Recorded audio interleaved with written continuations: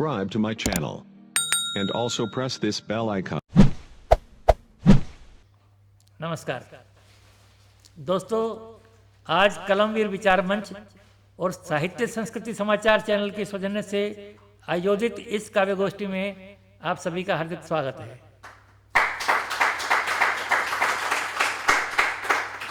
हमारी खुशनसीबी कि आज के इस कार्यक्रम में हरियाणा ही नहीं, दिल्ली से भी हमारे कवि मित्र के शंकर सौम्य जी ने शिरकत की है।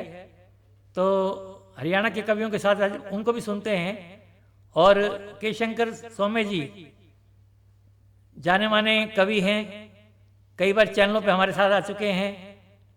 एक प्रकाशन चलाते हैं शब्दांकुर प्रकाशन के नाम से, चाय पर कविता के नाम से एक बहुत पुराना चैनल इनका है, जिस पर अब तक ये सैकड़ों लोगों को अवसर दे चुके हैं। और आज हमारा सौभाग्य कि वो हमारे बीच हरियाणा में हैं। हरियाणा के सभी साहित्यकारों की ओर से, सभी कवियों की ओर से मैं उनका स्वागत करता हूं और आमंत्रण देता हूं कि वो आएँ और हमें अपनी कविताओं से रूबरू कराएं, हमसे रूबरू हों। आइए स्वागत। नमस्कार, आप देख रहे हैं साहित्य संस्कृति समाचार और मैं हूं आपका दोस्त के शंकर सौम्य। प्रस्तुत हूं आपके सामने लेकर के कुछ कविताएं और कुछ अच्छी इंटरेस्टिंग बातें। दोस्तों, कोविड-19 के समय पर सबसे पहले आपको इस बात की बधाई कि आपने सोशल डिस्टेंसिंग को माना है और आपने उस पर बहुत काम किया है। और मैं तो सोशल डिस्टेंसिंग को इतना ज्यादा ध्यान देता हूं, बहुत ध्यान देता हूं, यकीन मानिए पत्नी जी को बाइक पे लेके जाता हूं तो कहता हूं 1 मीटर दूर रहो, ताकि सोशल डिस्टेंसिंग में कोई समस्या ना आ जाए। अभी क्या हुआ कि 21 दिन के लॉकडाउन में पत्नी जी बिल्कुल सिर पे चढ़ गई कि मास्क क्यों नहीं लगा रहे, मास्क लगाओ, मास्क लगाओ। अजीब आदमी मास्क नहीं लगाते। तो मैंने कहा भाई भगवान, मैं मास्क क्यों लगाऊं, मैं तो घर पे ही हूं। कह रही वो दरअसल आपकी शक्ल देख देख के बोर हो गई हूं, तो मास्क लगा लिया करो। तो इसलिए दोस्तों घर पे भी मास्क लगा के रहना पड़ता है, पत्नी जी की बात माननी पड़ती है। वैसे पत्नी जी की तारीफ भी बहुत करनी होती है, बहुत सारी तारीफ है पत्नी जी की। उससे मुझे एक बात याद आई।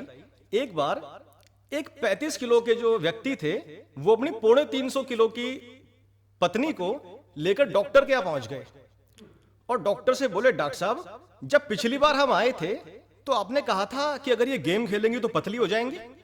कि हाँ जी कहा था, पर डॉक्टर साहब कोई फर्क नहीं पड़ा। क्या अच्छा गेम खेली? कि जी 6 महीने हो गए, बहुत गेम खेली। कि अच्छा कौन कौन सी गेम खेली? कि सर मोबाइल की सारी गेम खेल के देख ली, कोई फर्क नहीं पड़ा। लेकिन वही आदमी मुझे रास्ते में मेट्रो स्टेशन में मिला था अभी, मुझे देख के बहुत गुस्सा हुआ, इतना गुस्सा हुआ। कह रहा एक बात बताओ यार, मेरी पत्नी की बातें सुना सुना के लोगों को हंसाते हो और घर बैठे ही बिना वजह उसका मखौल बनाते हो।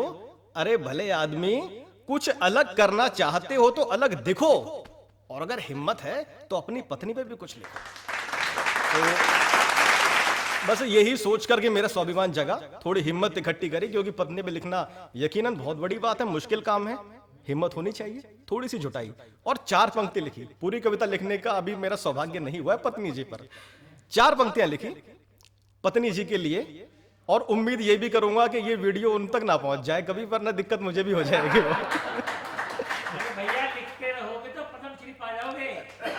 पद्मश्री तो पा जाएंगे, पर घर में दाल रोटी पाना मुश्किल हो जाएगी सर। तो दरअसल ये जो मेरा हास्य रस है ना, इसमें पत्नी जी वीर रस में आ जाएंगी और मैं करुण रस में। फिर आम रस पी के गुजारा करना पड़ेगा, उसका तो सीजन भी नहीं है सर, फिर जिंदगी बेबस है। तो इसीलिए, और अगर पत्नी जी गलती से देख भी लें तो फिर सवारी सामान की खुद जिम्मेदार है, वो मेरी जिम्मेदारी है, उसमें मैं आपको कुछ कह भी नहीं सकता। तो पत्नी पर लिखी मैंने कुछ पंक्तियां, देखिएगा कि कभी काजू कभी किशमिश कभी अंगूर लगती हो, कभी काजू कभी किशमिश कभी अंगूर लगती हो, कभी तुम रसमलाई सी कभी अमचूर लगती हो। कभी काजू कभी किशमिश कभी अंगूर लगती हो, कभी तुम रसमलाई सी कभी अमचूर लगती हो, और खपत अब तो सिलेंडर की मेरे घर में नहीं होती, जरा गुस्से से देखूं तो सनम तंदूर लगती हो। जरा गुस्से से देखूं तो सनम तंदूर लगती हो। लेकिन दोस्तों, ये ठहरी हिंदुस्तानी पत्नी, हाजिर जवाबी तो उसके खून में है। ऐसा हो नहीं सकता कि वो जवाब ना दे। तो उन्होंने भी 4 पंक्तियां कही, पर मेरे माध्यम से मैंने उनकी ओर से 4 पंक्ति कही। उन्होंने कहा मेरे लिए कि कभी रोमांस की टॉनिक, कभी बीमार लगते हो, कभी रोमांस की टॉनिक, कभी बीमार लगते हो, तुम इंटरनेट वाले दौर में अखबार लगते हो। कभी रोमांस की टॉनिक, कभी बीमार लगते हो, तुम इंटरनेट वाले दौर में अखबार लगते हो, और सदा रहते निठल्ले और बातों की शतक जड़ते, पिया हफ्ते के 7 दिन ही तुम इतवार लगते हो। पिया हफ्ते के 7 दिन ही तुम इतवार लगते हो। तो दोस्तों, हफ्ते के 7 दिन और 7वां दिन इतवार, और जब आता है इतवार तो रहना पड़ता है घर में, और घर में पत्नी जी जो रहने देती नहीं, जो कभी कहते जरा इधर को हो जाओ, ये साफ करना है, जरा उधर को हो जाओ, ये झाड़ना है, तो पूरा दिन ऐसे निकल जाता है। तो इसलिए हम इतवार के दिन कभी गोष्ठी करने के लिए बाहर निकल जाते हैं। खैर, ये अनुभव तो पत्नी जी का था। एक अनुभव प्रेमिका का भी है। सोच रहा हूं कि चलते चलते प्रेमिका वाला अनुभव जो है वो भी आपसे बांट लूं। हो सकता है कि आपको प्रेमिका वाले अनुभव में ज्यादा आनंद आ जाए। दरअसल बात प्रेमिका की है, और 20-25 वर्ष पहले की जो प्रेमिका थी और आज की जो प्रेमिका है, उनमें जो एक बदलाव आया है वो एक कवि के माध्यम से कैसा देखने को मिल रहा है, कवि ने क्या लिखा है उसके बारे में, वो मैं प्रस्तुत करता हूं आपके सामने। देखिएगा कैसे।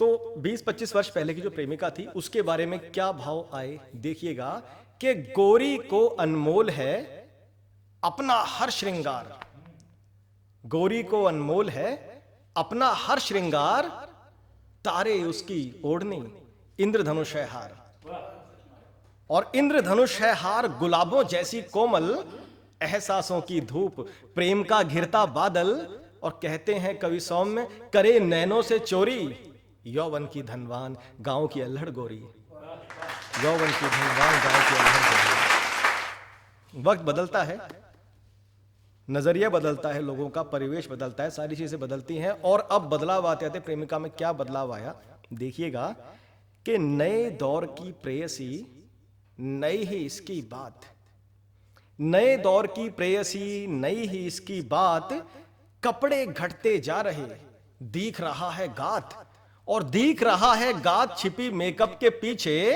पहन के ऊंची हील चले आंखों को नीचे, और कहते हैं सब सौम्य रात को झलक भोर की, करो दूर से नमन प्रेयसी नए दौर की, करो दूर से नमन प्रेयसी नए दौर की। तो दोस्तों, बहुत बहुत धन्यवाद आपका, आपने मुझे सुना, और भाई चैनल को सब्सक्राइब करना मत भूलिएगा, कमेंट करके अपने मन की बात जरूर लिखकर हमें भेजिएगा, और लाइक भी कर दीजिएगा। धन्यवाद।